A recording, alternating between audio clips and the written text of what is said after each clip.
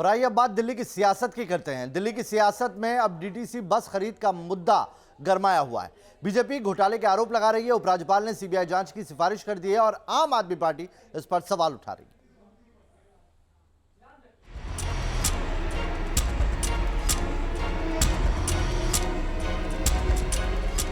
दिल्ली में फिर सियासी उबाल है। अब बस खरीद पर सवाल है। दिल्ली में बार बार विवादों का बवंडर उठ रहा है। दिल्ली के उपराज्यपाल और आम आदमी पार्टी के बीच जारी तकरार थम नहीं रही। दिल्ली की लड़ाई अब डीटीसी बस पर आ गई है। मामला डीटीसी की 1000 लो फ्लोर बसों की खरीद में कथित घोटाले का है। दिल्ली के उपराज्यपाल वीके सक्सेना ने इसकी जांच सीबीआई से करवाने के प्रस्ताव को मंजूरी दे दी है। इस खबर के बाद बीजेपी और आम आदमी पार्टी में जुबानी तकरार शुरू हो चुकी है। सरकार की एक ही है खूबी, आप सरकार की एक ही है खूबी, पूरी तरह से ये भ्रष्टाचार में है डूबी। अरविंद केजरीवाल जी का भ्रष्टाचार जो है उसको उजागर किया है। जनता की आवाज बनके, चाहे वो आबकारी घोटाला हो, चाहे वो क्लासरूम घोटाला हो। देखिए, ये जो सारे घोटाले भारतीय जनता पार्टी रोज रोज सामने रखती है, तथाकथित घोटाले, उनकी जड़ क्या है ये कल रात को सामने आ गया। उनकी जड़ सामने आई जब एक टीवी चैनल ने सर्वे किया और देश भर में सर्वे करके लोगों से पूछा कि क्या 2024 में अरविंद केजरीवाल मोदी जी के लिए एक चुनौती है। और देश में 63% लोगों ने कहा कि जी हाँ, 2024 के चुनाव में अरविंद केजरीवाल जी मोदी जी के लिए एक चुनौती है।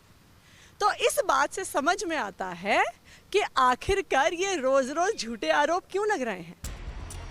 इस मामले की बात की जाए तो बीजेपी का आरोप है जुलाई 2019 में 1000 लो फ्लोर बसों की खरीद और उसके रखरखाव में अनियमितता हुई। बीजेपी के मुताबिक मेंटेनेंस का ठेका भी बस सप्लाई करने वाली कंपनी को ही दे दिया गया, जो कि गलत है। बताया जा रहा है कि 22 जुलाई को उपराज्यपाल को मामले में शिकायत मिली थी। मामले में मुख्य सचिव के 19 अगस्त को रिपोर्ट सौंपने के बाद उपराज्यपाल ने सीबीआई जांच की सिफारिश की।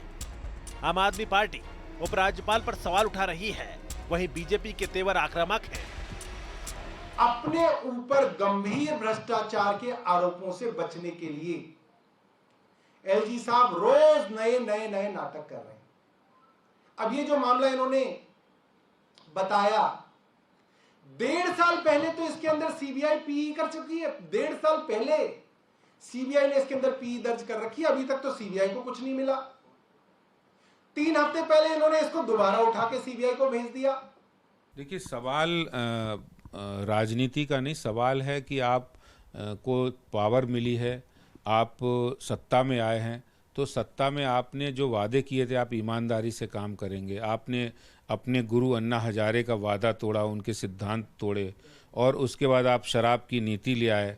उस शराब नीति को जब सीबीआई जांच आ गई तो वापस ले लिया।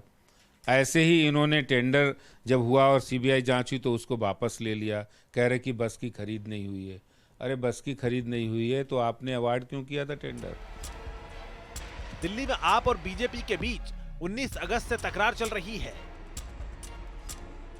दरअसल आबकारी नीति को लेकर दिल्ली में पहली बार 19 अगस्त को मनीष सिसोदिया के घर पर सीबीआई ने छापेमारी की थी। अब डीटीसी बस खरीद के मामले में बखेड़ा शुरू हो चुका है। T news nation.